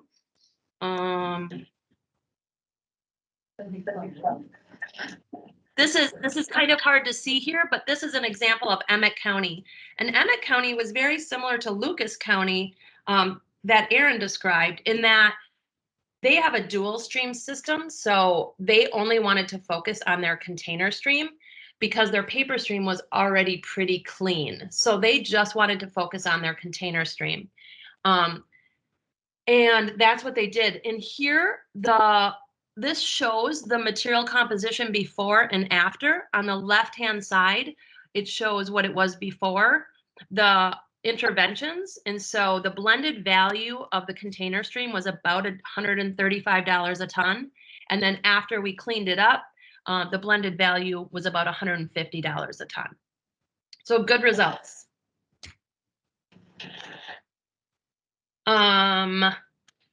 Roles and responsibilities. So everyone has a role in it. Contamination isn't going to be solved by one partner, and it's going to take everybody across the supply chain to help in fighting contamination. And so in this particular case, similar to Feet on the Street, Ohio EPA was a funder of the Feet on the Street program. The recycling partnership, we acted as a coach and a facilitator and a contractor to help the communities actually get the job done. We don't necessarily cut a check and write a grant to a community and walk away and say good luck. We are there, whether they want us there or not. We are their coach. We meet with them every other week and talk about the strategies and what we're going to do. And together we plot out the plan for success for each grantee. And then we have additional partners. Emerge, they helped us with the application process and doing the analytics and the reporting process to report out the results, and measurement contractors. So the point of this slide is really to say it takes a tribe to get the job done. I'm gonna cruise through, and I probably took too long, and I have to figure out how to not share. How about questions?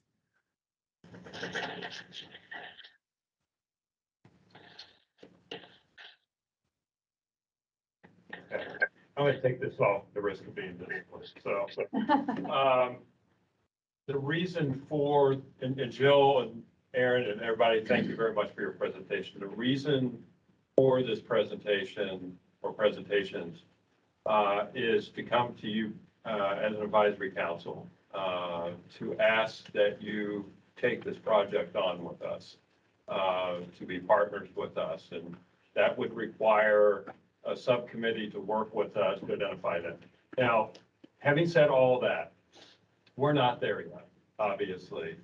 We don't have the director's blessing on it. We don't have the director's blessing on money on it. It's very easy for me to talk about spending Jonathan and April's money, not our money. So, and it's easy for me to talk about going to the waste industry and getting contributions, which we have started talking to them about that. We have one waste industry that has indicated to us they're all in. That's Republic. They said, let us know how much you need. Let's check them out. It's going to be because they've done it in Michigan. So they're already seeing it. Their counterparts up there. I've already told them the success that it brings to their communities and obviously to their MRF operations. But we have a lot more partners to bring on, a lot more commitment that needs to be had. This is truly a public-private partnership. It has to be that way. It's the only way that it succeeds in this. We found that out with the curbside program. But I need your help. And you have a lot of influence within the industry, a lot of influence within other communities which you represent. And I know I talked to the chairman and the vice chairman about this. That's the reason that we're coming to you with hat in hand to say, we need your help on this one. It's a little bit different. Curbside's a little easier to get your arms around because we have curbside. We can kind of see going toter to toter and looking in there and making measurements. Drop off is just a huger problem for us. And it's not just rural. It is urban too. It is truly more rural if we were to quantify it. And on top of all that, made a commitment when we started talking about Feet on the Street program to the rural townships and villages and cities and counties and that we would not forget you. We promise that we will come back. We just don't have I don't have all of April's money. I had a little bit of April's money at that point. So the point is that this is our commitment coming back to them and saying, listen, we promise to address your particular collection system that you have in place that works for you at the local community. It is a challenge. We hear it day in and day out about the contamination level at these drop-off sites and facilities. And we have to do something about it. But we can't do it alone. Our money it's not enough. Our influence is not enough. We don't run facilities. We don't have staffing to do this. And we're hopeful that you will appoint a subcommittee today to work with us hand in hand, to kind of walk this thing through. It is our desire to make this start in this year, 22. But we have to get some pieces together. Then we ultimately have to go to the director. We have to get her blessing on money, and how that money would come to us or where we go for that money, whether that's going to the controlling board and asking for additional funds and authority to do it, whatever the case. But we have to get this package together. We have to get the commitment from the local, the waste industry, because that is big. It's big for this director, the director previous to her. Where is the private sector? They want to know that. And what is their commitment? And what are they going to do? So, for all those reasons, Mr. Chairman, I'm respectfully requesting that MAC take this project on as one of its responsibilities, and that we have some committed volunteers to a subcommittee. So for everybody that was here when we started the project on the curbside program, it was something that had been presented, had failed. We talked about it through the state solid waste management plan, and we said we've got a lot of investment across the state. We put our money in places and then we forgot about it. Said we don't really care if it's working or not. We just said, here, we're going to fund a bunch of stuff. So the whole purpose of that was to step back and say, let's make sure that the money that we've spent is doing what we intended it to its best ability. And we've had some success at that. I always like it when people take our ideas and they go someplace else with it. That wasn't our idea. I think it was Recycling Partnerships idea. We just decided to fund it first anyways. But nevertheless, Michigan took it and has learned something else. GT Environmental and some of the other solid waste districts have done it. I personally think that it would be a good idea for us to continue that trend of learning from other people and continuing to invest in those things that we've already invested in to make them work better. Unless somebody else has another idea or whatever, I think that we should do, as Chet has suggested, put together a subcommittee of those interested parties, kind of like what we've done. We've been very successful at that as a group, whether it be through the grants program and recommendations that have been made there, the recycling partnership program that we've been successful at before. So all of those things have been proven successful. And since I've been involved here and as chairman, that's the things that I want to do is everybody participate, everybody make it better. We're not gonna argue about things that we don't need to argue about when there's plenty of opportunity out there to do good. So, do we have some people that are able to participate in that? I know we've had some comments with the GT environmental stuff, and I know we can have some other subcommittee members that aren't members of the committee, so if there's other people that need to be brought in, I know GT environmental participated in the last one, or other organizations and that kind of thing. The only thing that personally I challenge everybody at is, I don't like spending money twice. I think it's dumb. We need to look for the things that we've already learned. We have great presentations from GT Environmental. We have great presentations from Michigan. We've learned what that is. I'm going to open it up here in a second, but what I heard in the GT Environmental presentation and the Michigan presentation personally was that enforcement really wasn't the thing that did it.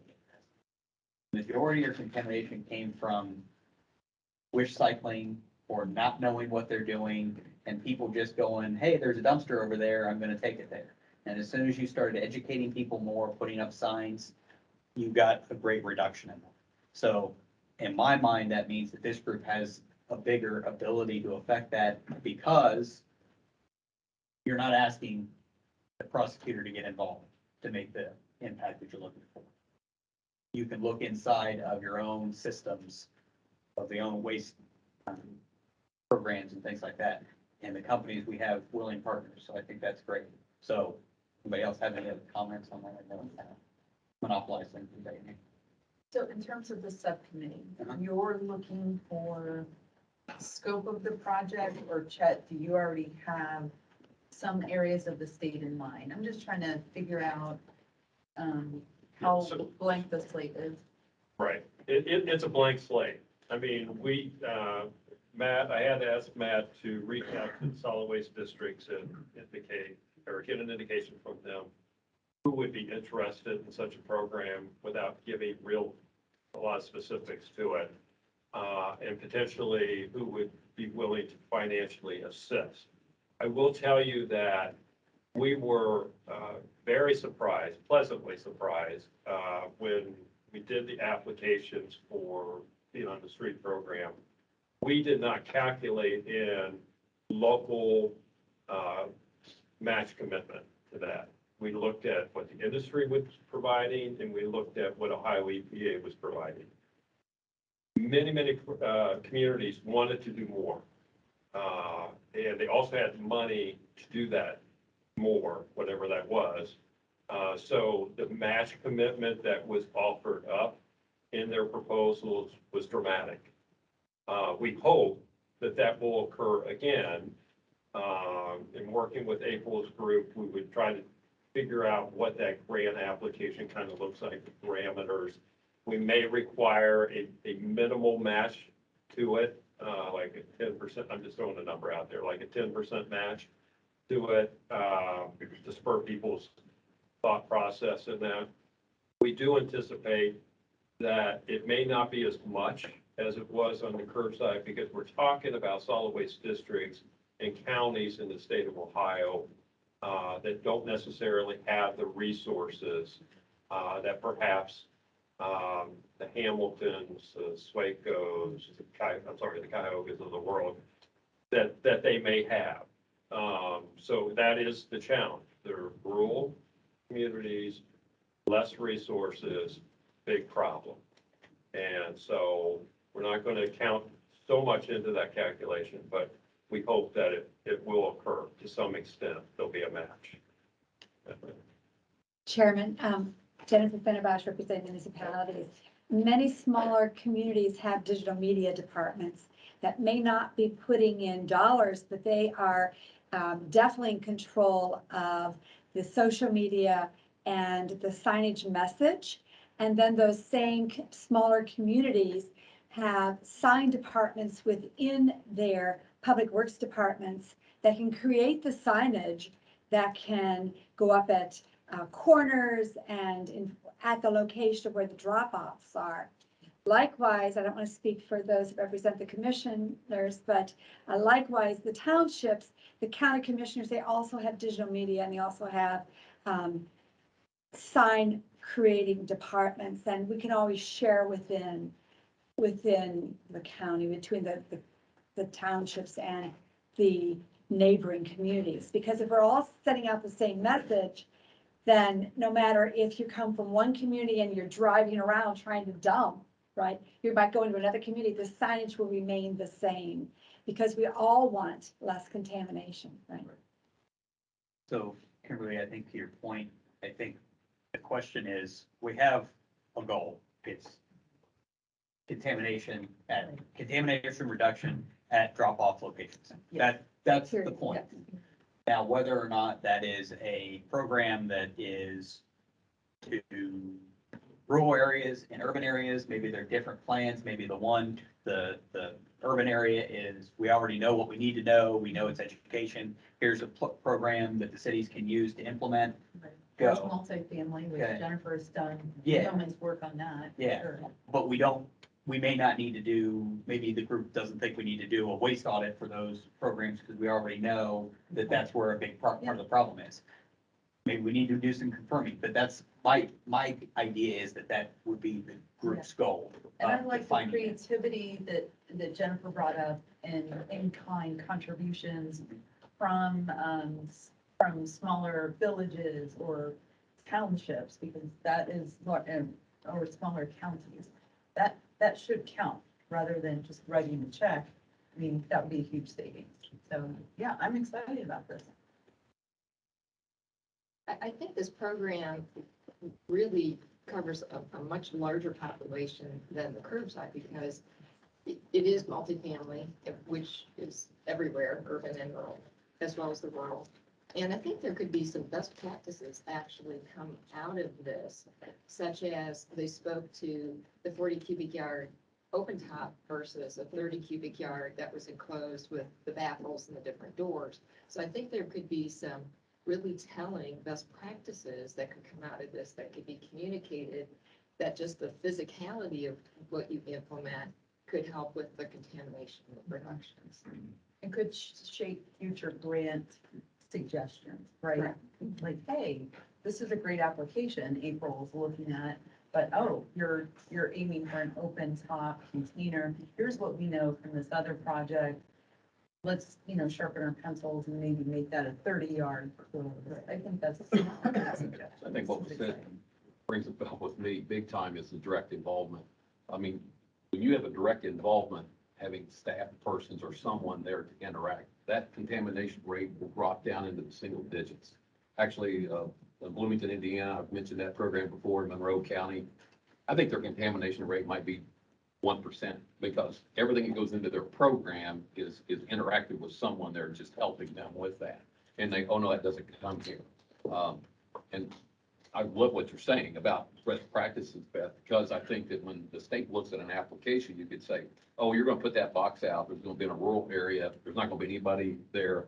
The partnership said education alone is not the answer. There's something else here that we have to figure out, and it may be too costly. Or these programs may need to be moved to a central location where maybe it's a municipal building, which they don't want to hear that. But the issue is that it's got to be somewhere where there's some contact with someone. I've interacted with people at drop boxes in Pickaway County, almost at the risk of my health. Like, what are you bringing that here for? Well, this is a transfer station, isn't it? You know it's not a transfer station. And if I wouldn't have been there to interact with that person, they would have dumped a load of shingles there, So I don't know. I love the opportunity because at least it could tell us what does work to get that kind of reduction level that we need to get to. So when a company's bidding on a contract, if I'm bidding on a contract that's got interaction there, I know my contamination rate's lower. I can probably provide a cheaper cost for that service. And right now, we've got sites that are 30 and 40% garbage and bag material coming in.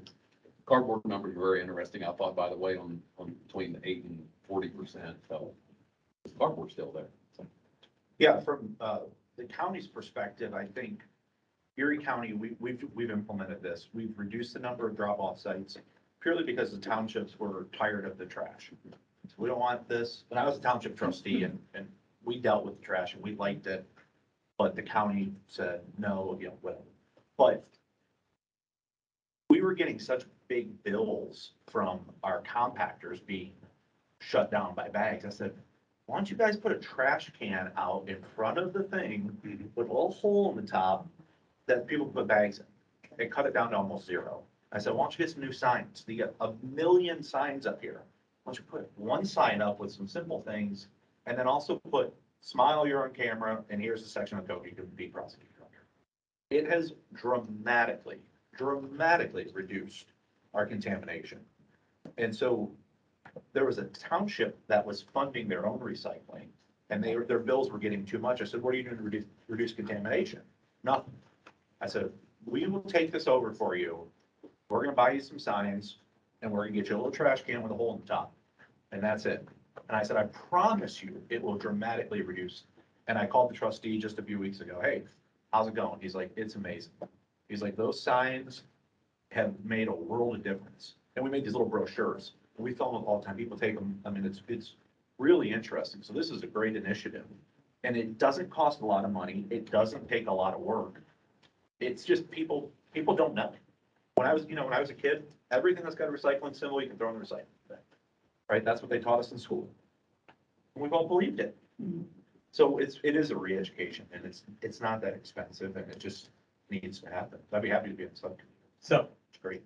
in an effort of trying to keep on schedule here, because we're already behind, if you're interested in being on this subcommittee, please let Ernie know, and put it together, and set up your meetings as needed, and then come back with a recommendation for here, and we can discuss it and move on it and make a recommendation to the director, and hopefully have the success that we've had in the past. So, We've got a couple of questions. go for it. Yeah.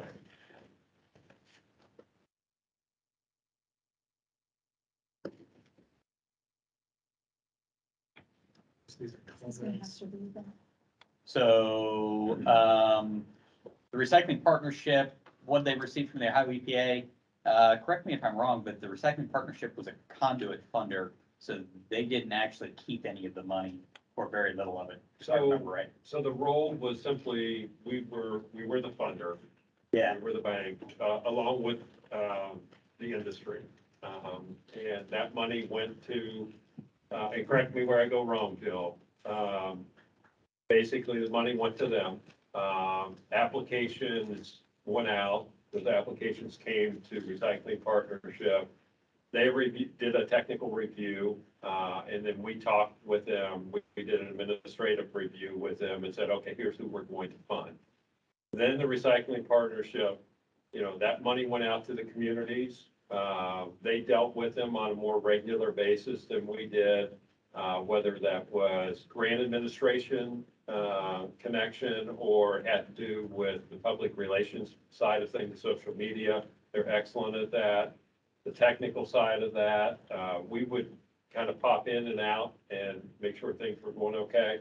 But they were really our grant administrator in so many different ways. But you guys, Jill, you didn't keep any money, did you?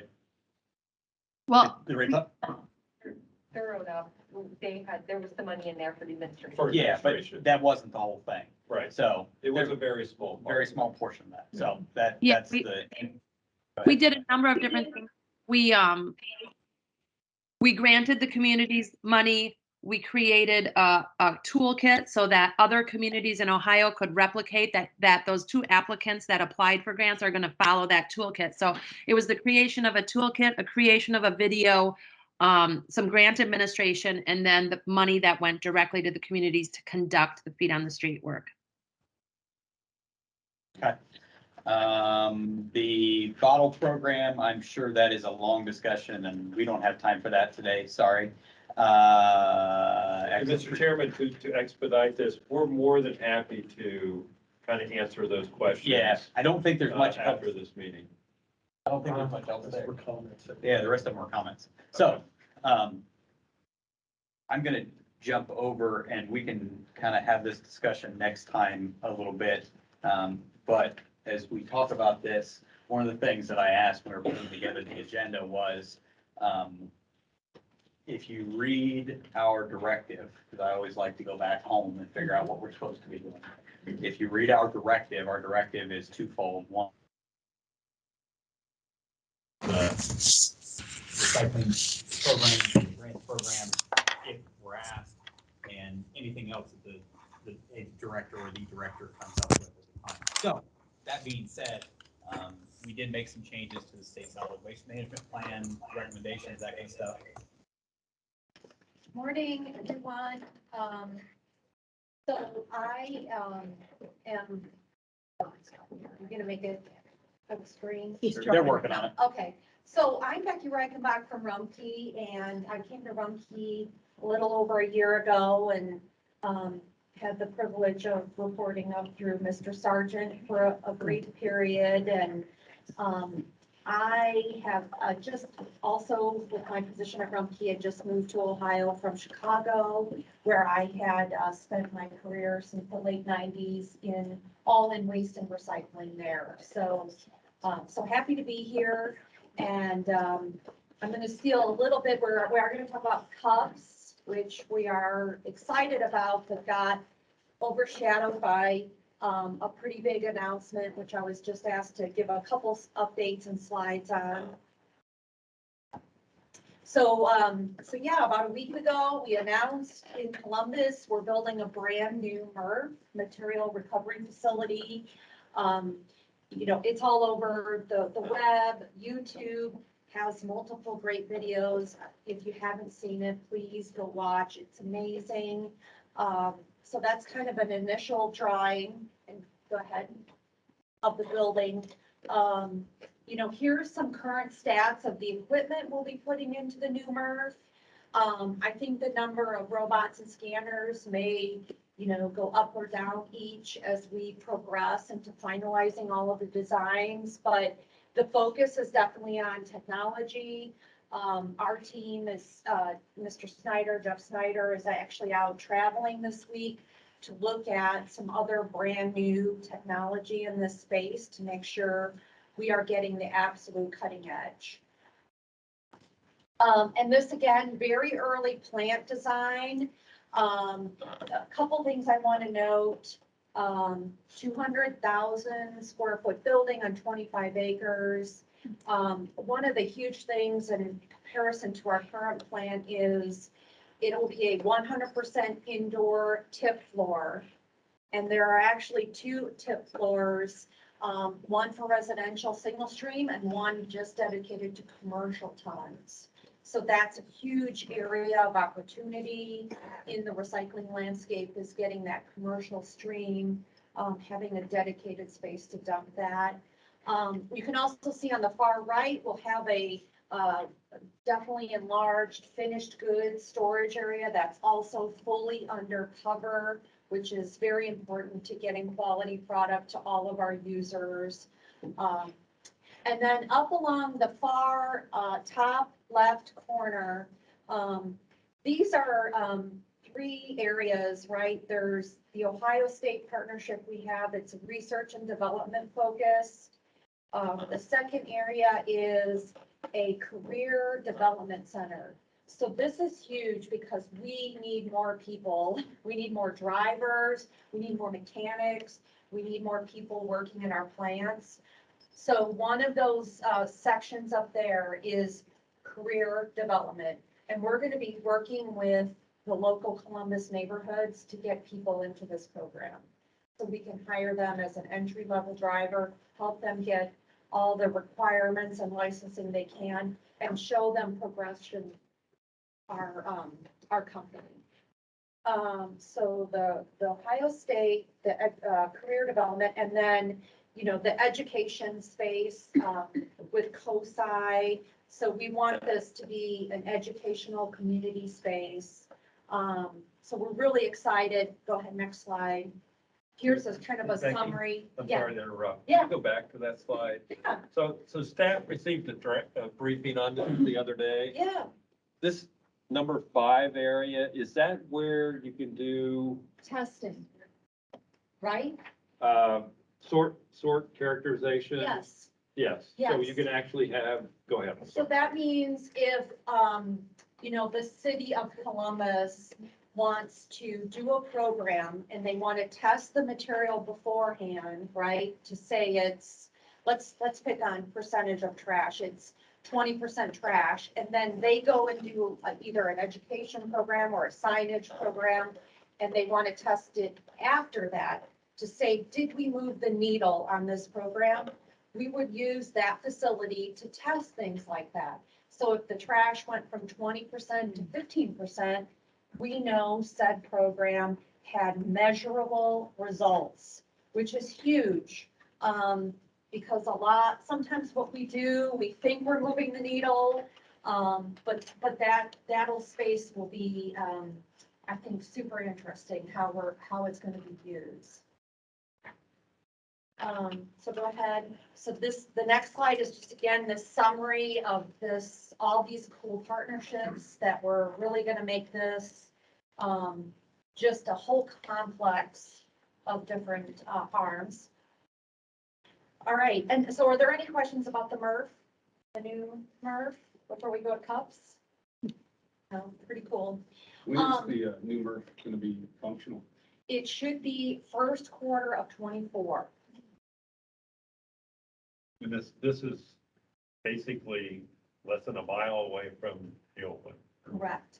And the intent of the old one is to be utilized for truck storage and other purposes. It definitely will still be utilized in a different fashion. I think I heard either storage or container storage. So our containers for our customers will be stored in the building, which is another positive.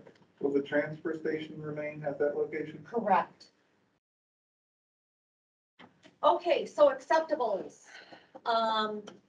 Just want to take a step back and remind the group what we all do before we make these super cool announcements that we're adding items to the acceptables list, because that's the fun part. But we do a lot of work before we, like to make those fun announcements. So the big things are, can that item be safely and efficiently sorted at the MRF, right? And we work with our plant teams on that. We work with safety. Everyone's involved before we even say, can we sort this item? And then what we do, actually what my job responsibility is for Rumpke is we go to users, the end users of all the products. And we're not satisfied just having one user, right? We have to have multiple users, right? Which is bullet number 2, multiple users. So if we go to one single paper mill and say, can you take paper cups? And they say, sure, that's not good enough. We have to have multiple paper mills, multiple plastics companies, all on board. You can see in that top right corner is the polypropylene tubs and lids, which we added last year. And, that was, we have multiple users, Ohio and Kentucky based, that are using that product that we've now announced and we're sorting. So right before our Columbus MRF announcement, we did the big announcement that we're adding cups to the acceptables list. And it was crazy. I got this slide from our communications department, which I think this was 3 weeks ago, and we've already had some updates on this. So with cups, right, there's fiber, there's plastic, there's aluminum. There are, because of the plastic, there are just some variables in there. That's why we already had to make a little change to it. But yes, all fiber cups, our deal with the plastics cups is they are acceptable. The one exception is still the polystyrene solo party cup, right? Yeah. Hate to. Gotta correct that one, Becky. Yeah, I know, This is the right? Midwest. We like Yeah, our words I so- know. Well, why can't they make them out of polypropylene is, the big question, but yeah. And then, this new emerging, the third cup is the aluminum cup. We've just seen that kind of come to life recently. Some stadiums have pledged to use this. I see them on the shelf in Kroger. And the aluminum can users, that's definitely acceptable and sortable with our regular aluminum cans. And then if you have any questions or know of any questions, please go to our social media because with this cup thing, some little dirty little details. Here are a few of the highlights.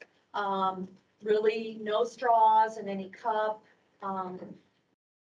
There's the ding on the solo cup, styrofoam, is a no-no. And then just, you know, because there was a lot of confusion about K-cups. It's really not a cup, in my opinion, that those are not allowed. And then why now? Go ahead. So, when we installed, the robots last year for polypropylene, you know, they were sorting cups, right? Those robots, we tell them to look for polypropylene. And so we have this wave of technology, right, that kind of pushed us into, new streams.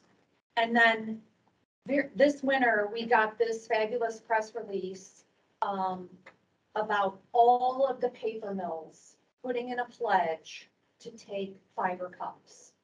So again, this is so critical because it goes back to that earlier slide.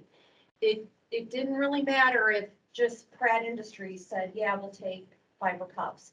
It had to be all of these mills, right? So that we can still move materials out of our plants. So this big pledge and press release was critical. I think the minute this came out and hit our inboxes, we had conference calls at Rumpke to get going on this as soon as possible. So that is the why now of the cups, was this pledge. So yeah, I don't know if there are any other questions, but there's my contact info. We're really excited about the cups. If you see any questions about those, please let me know. And then there's my contact info. So Becky, I've got two questions. First of all, do I have to call him Mr. Sergeant? No, no. The question I had, I'm gonna put, I've never been a solid waste district director, so, but I am gonna put on solid waste district director hat. Just when you all are in the process of, when I say you all, Rumpke, what you are in the process of trying to make that decision about what is acceptable and what is not, at what point can Oswego or solid waste district group be part of your conversation? I know it's probably a very fine line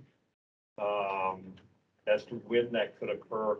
The only reason I say that is because solid waste districts have a responsibility to communicate and educate, as you know. And so they just want to be on the same page with you all. And so I know things change and they move quickly and all that, but I'm just trying to figure out, and I don't know if that's in Amanda's shop, that connection happens or what, but maybe you can give us some guidance. Yeah, I think, so yeah, we have a communication staff and, I believe there were multiple forums on the cup, situation with those solid waste district.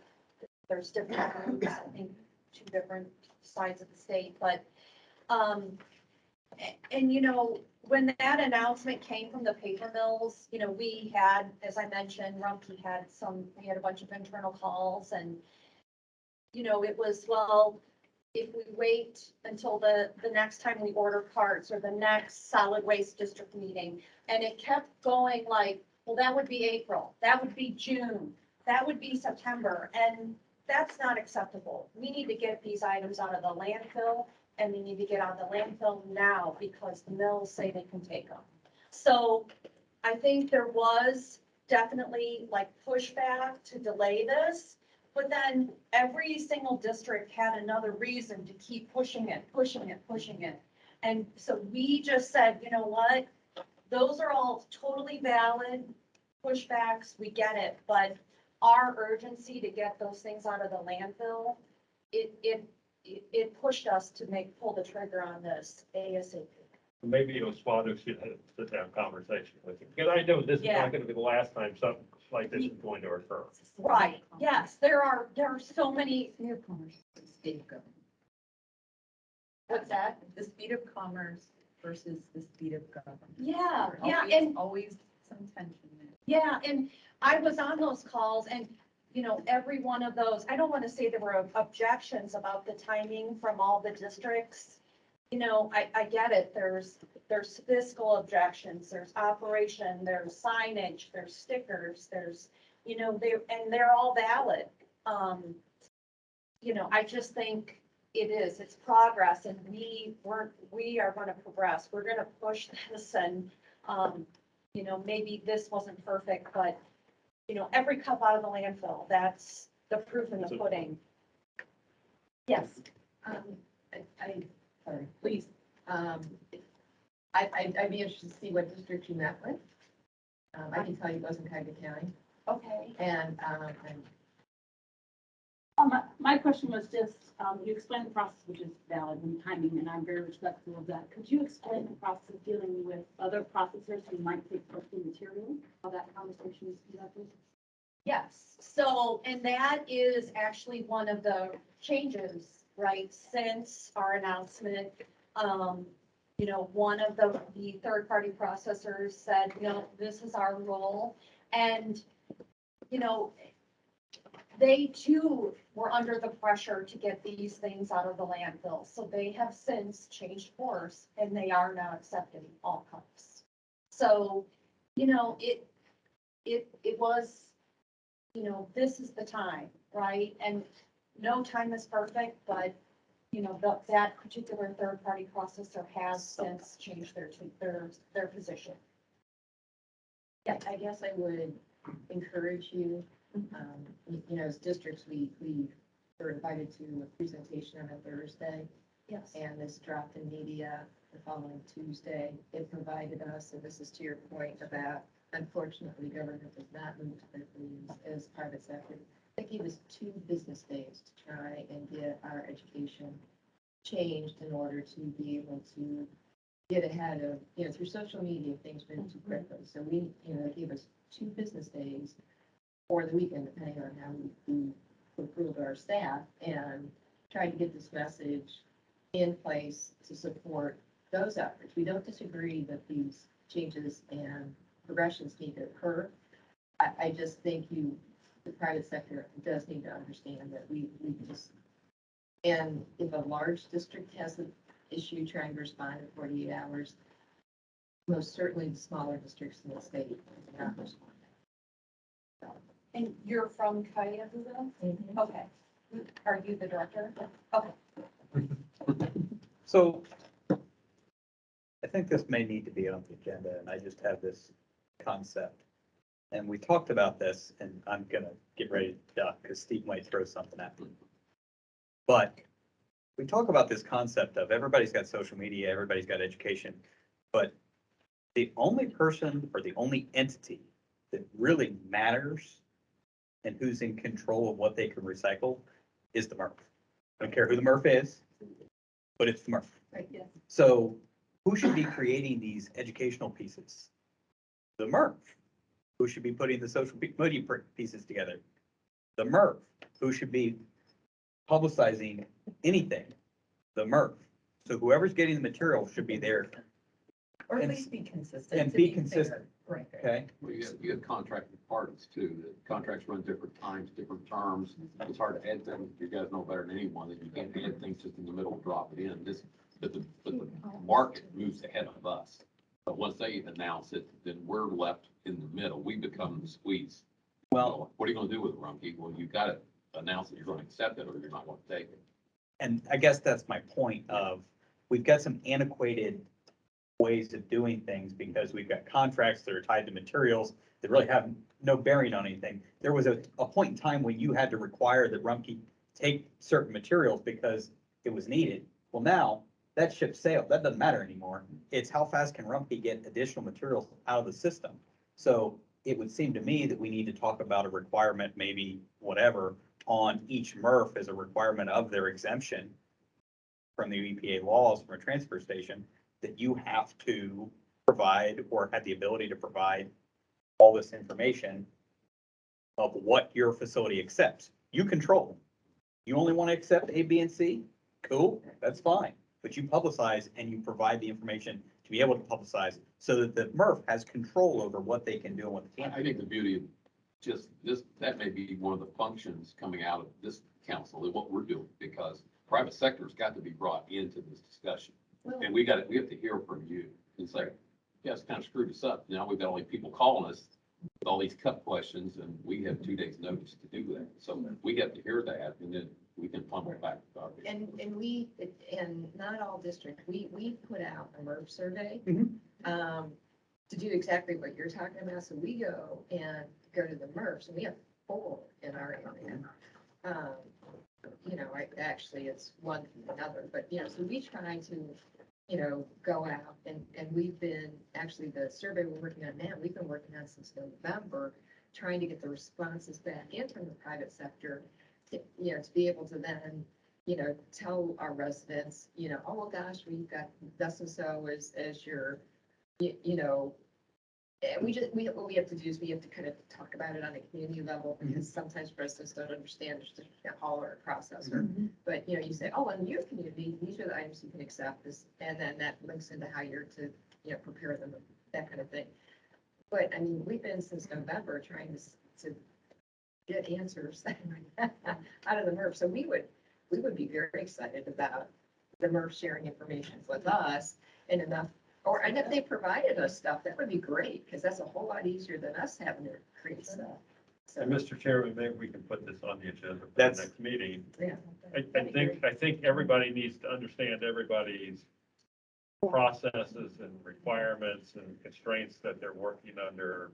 I think everyone's under the same team, so to speak. They want to give the correct information, the most comprehensive information as quickly as possible.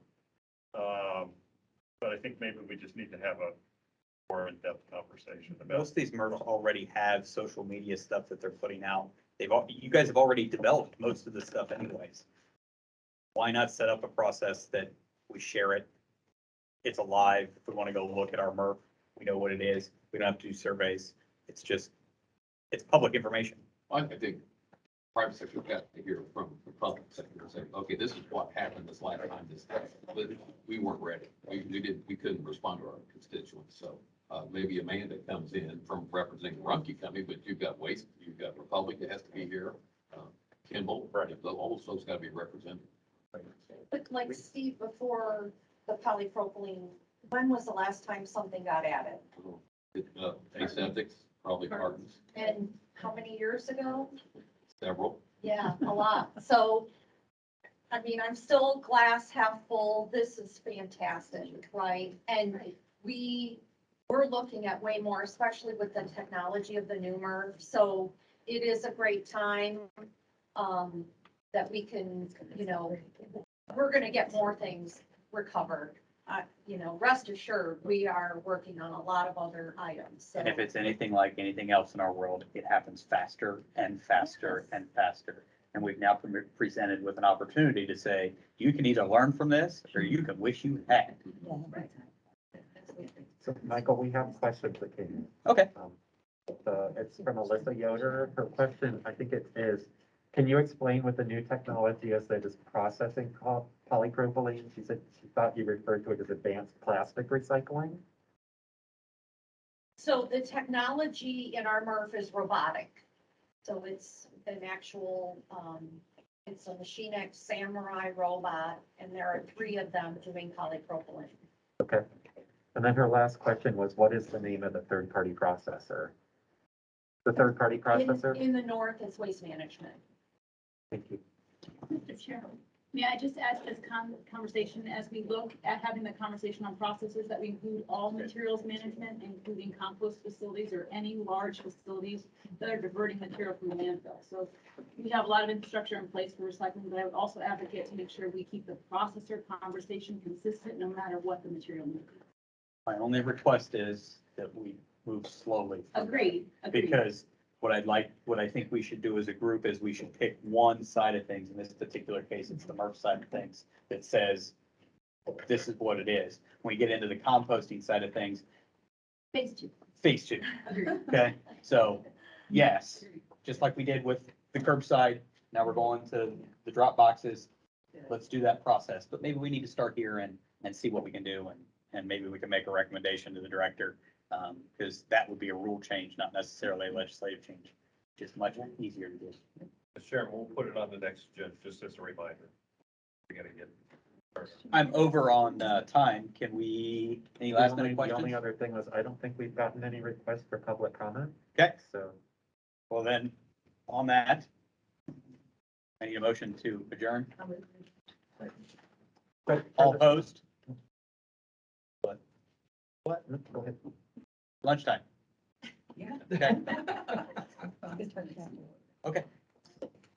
I was just gonna ask, I know for the subcommittee, I have Jennifer, Beth, and Darcy so far. Was there anybody else? Yeah. Okay. So the four of you? Thank you very much. You're welcome. Here's a lot of there's some details about best practices. Yeah. And how you're going to be.